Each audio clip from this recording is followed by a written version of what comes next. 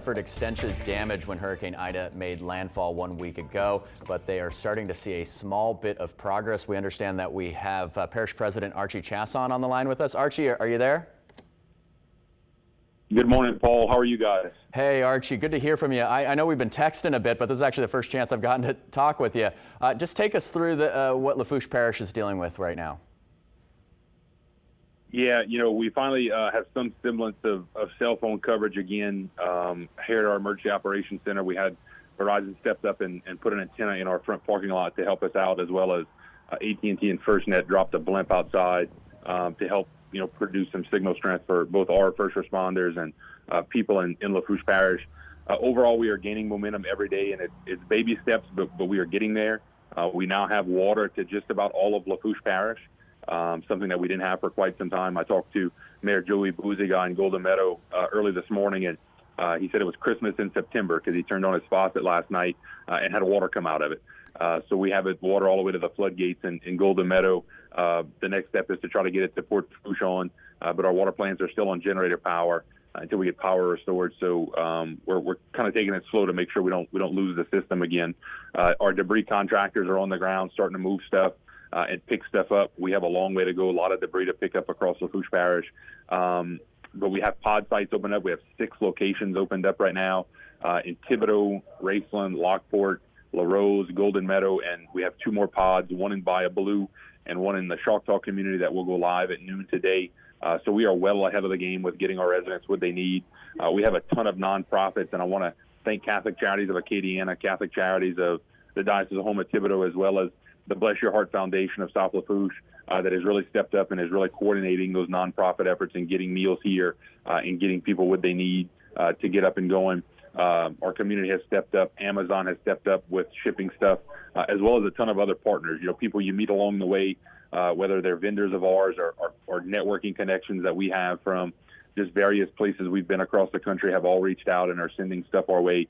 So it's been heartwarming. It's been heartwarming to see our communities and our neighborhoods wrap our arms around each other and bring our community back together. And Archie, we were just looking at pictures of the damage. Is it fairly widespread across Lafourche Parish? I was speaking to Gail Hayes. She owns Gail's Bait Shop in Leeville. She said that she's lost everything.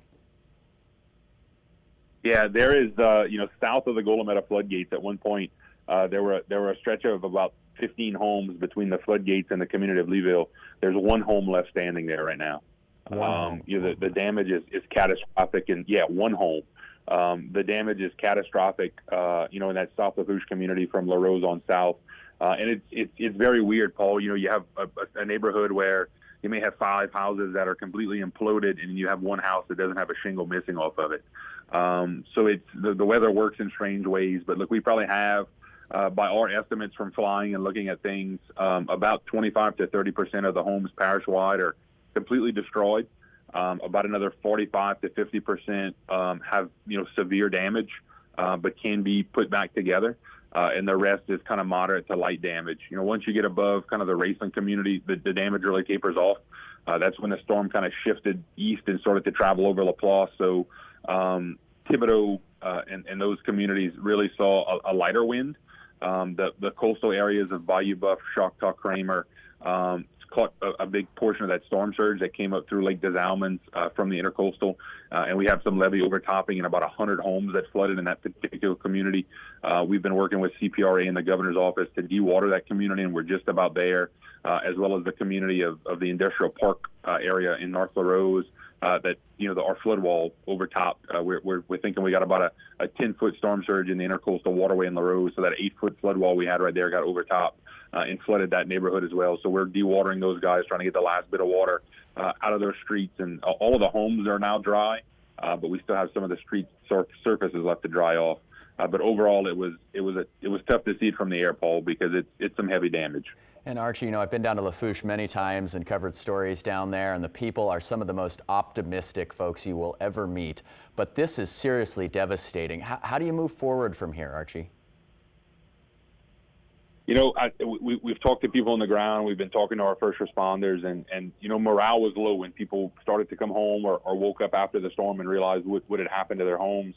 But we are a very resilient people. You will find no more people who can put the pieces back together better than the Cajun people of Lafourche Parish. And We have a deep faith in God that He's gonna bounce our community back. The message that we've been spreading over the last couple of days is a message of hope. Is that as bad as it is, it's not as bad as it could have been. I guess we could have lost everything. The levee system could have broken.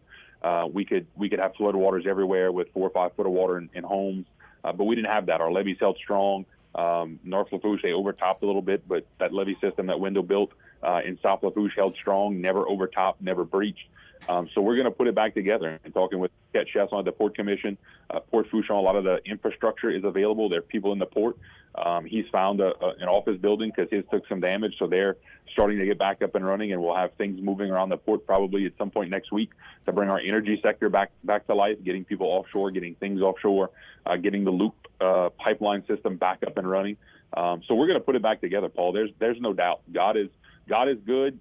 We have the hope, and I told people right after the storm that I got to see a lot of the damage from the air, and morale was kind of low, and I got to FaceTime my kids. They were out of town, and my wife for the first time in about 4 days. And once I saw them, I was full of vinegar to rebuild the place, and that's what we're going to do. We're going to use the team we have. We're going to lead this parish, and we're going to put it all back together. Hey, Archie, it's always good to talk with you, though. I wish it were under better circumstances.